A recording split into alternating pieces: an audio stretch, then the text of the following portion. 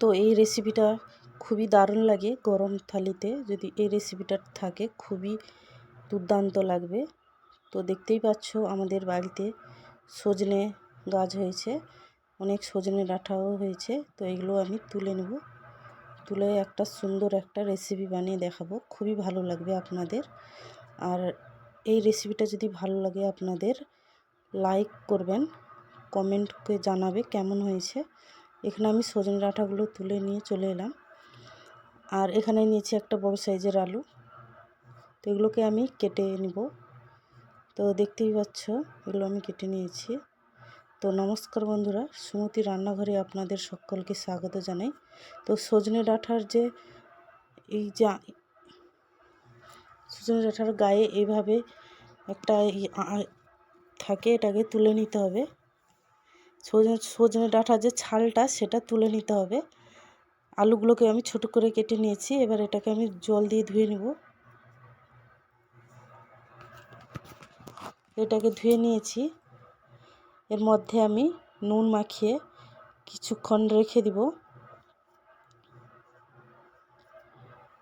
তো এই রেসিপিটা কিন্তু খুবই দারুণ লাগে, একবার হলেও বাড়িতে বানিয়ে খাবেন।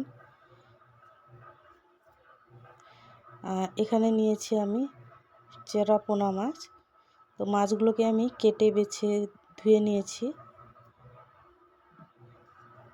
এটাতে কিন্তু আমি আগে থেকে নুন মাখিয়ে রেখেছিলাম, এর মধ্যে আমি হলুদ দিয়ে দিয়ে ভালোভাবে মাখিয়ে নেব।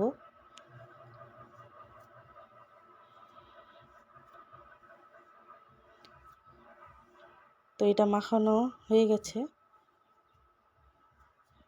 আর এখানে আমি কড়াইটা বসিয়ে দিয়েছি, কড়াইটা গরম হয়ে গেছে।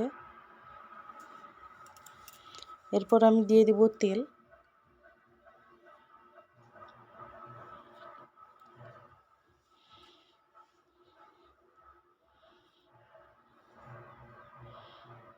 তো তেলটা গরম হয়ে গেলে এর মধ্যে আমি মাছ দিয়ে দেব।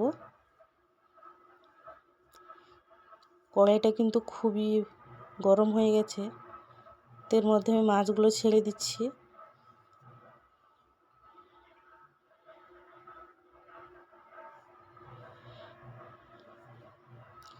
তো আমি একসঙ্গে কিন্তু অনেকগুলো মাছ ভেজে নেব। তো আমার এই রেসিপিটা কেমন লাগলো অবশ্যই কমেন্টে লিখতে ভুলবেন না।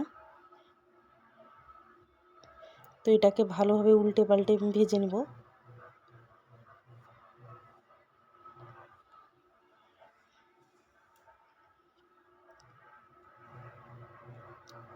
তো এটা কিন্তু ভাজা হয়ে গেছে, এইভাবে কিন্তু এটাকে লাল করে ভাজতে হবে।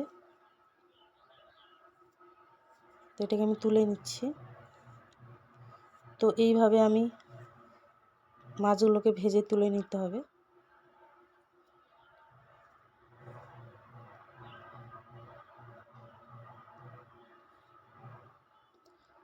তো কার কার সজনে ডাঁটার খেতে ভালো লাগে অবশ্যই জানাবে।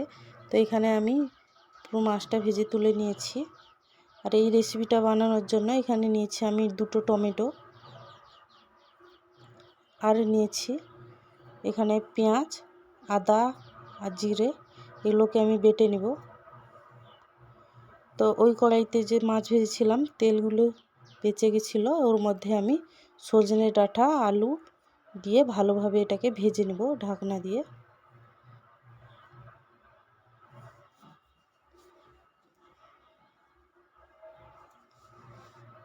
তো এটা কিন্তু আমি ঢাকনা দিয়ে দেবো।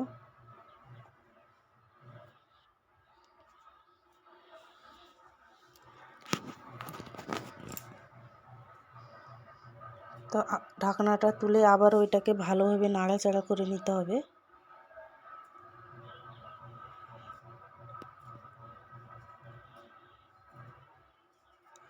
তো আবারও ঢাকনা দিয়ে এটাকে 10 মিনিটের মতো ঢাকনা দিয়ে রাখবো। এটাকে তুলে ভালোভাবে নাড়াচাড়া করে নিতে এইভাবে ভেজে নিতে হবে। তো এটা কিন্তু ভাজা হয়ে গেছে, আমি তুলে নিচ্ছি।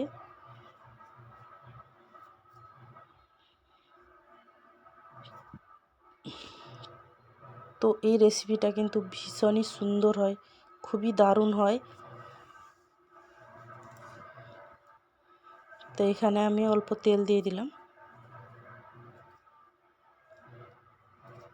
তো তেলটা দিয়ে পেঁয়াজটা যে আমি বেটে নিয়েছিলাম সেটা আমি দিয়ে দিচ্ছি, দিয়ে ভালোভাবে নাড়াচাড়া করে নিতে হবে।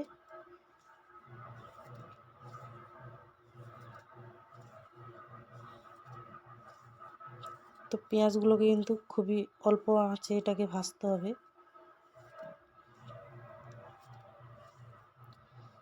পেঁয়াজটা কিন্তু আমার ভাজা হয়ে গেছে। এর মধ্যে আমি দিয়ে দিচ্ছি আদা বাটা আর দিচ্ছি জিরে বাটা, দিয়ে ভালোভাবে নাড়িয়ে চাড়িয়ে নিতে হবে।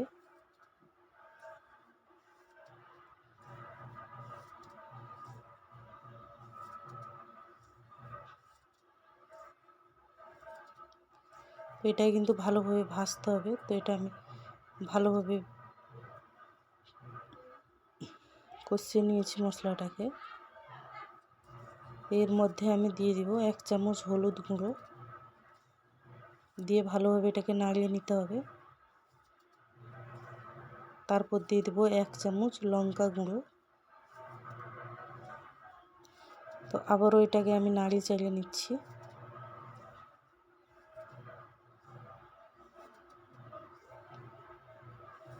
তো এরপর আমি দিয়ে দেবো টমেটোটা দিয়ে আবারও ভালোভাবে নাড়াচাড়া করে নিতে হবে।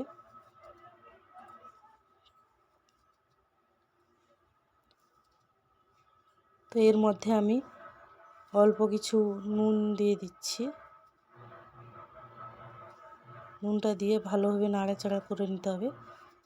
তো নুনটা দিলে টমেটো গলে যাবে, তার জন্য আমি দিয়ে দিলাম এটা। তো এটা খুন্তি দিয়ে ভালোভাবে ঘাঁটা ঘাঁটা মতো করে নিতে হবে টমেটোগুলোকে।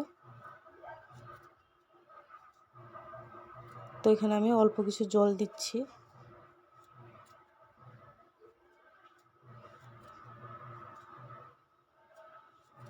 তো দেখতেই পাচ্ছ আমি এভাবেই খুন্তি দিয়ে এটাকে ঘেঁটে নেব। তো দেখো কতটা সুন্দর এটা নরম হয়ে গলে গেছে, আর এটাকে আমি ঘেঁটে নিয়েছি খুন্তি দিয়ে। তো এরপর ভাজা সজনে ডাঁটা আর আলুটা দিয়ে ভালোভাবে মিশিয়ে নিতে হবে।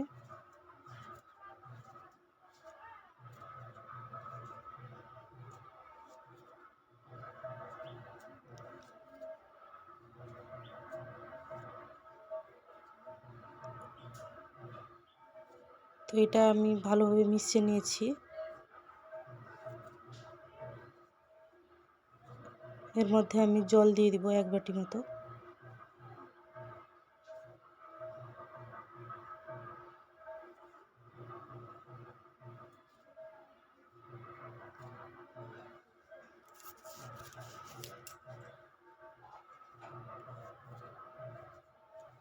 তো এটাকে ভালোভাবে মিশিয়ে এটাকে 5 মিনিট মতো ফুটে গেলে এর মধ্যে আমি দিয়ে দেব মাছগুলো।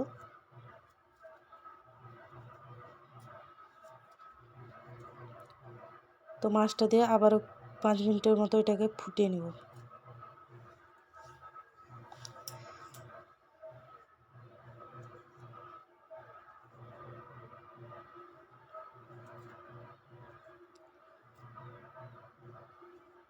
তো 5 মিনিটের পর ফোটা হয়ে গেলে এর ভেতরে স্বাদ বুঝে দিয়ে দিব লবণ। লবণটা দিয়ে এটাকে নাড়াচাড়া করে নিতে হবে। তো আবারও এটাকে ফুটিয়ে নিয়ে এবার এটাকে নামিয়ে নেব। তো আমার এই রেসিপিটা কেমন হয়েছে অবশ্যই জানাবে, আর কমেন্টে লিখতে যেন ভুলবেন না। আর বাড়িতে রান্না করে খেয়ে বলবেন কেমন হয়েছে।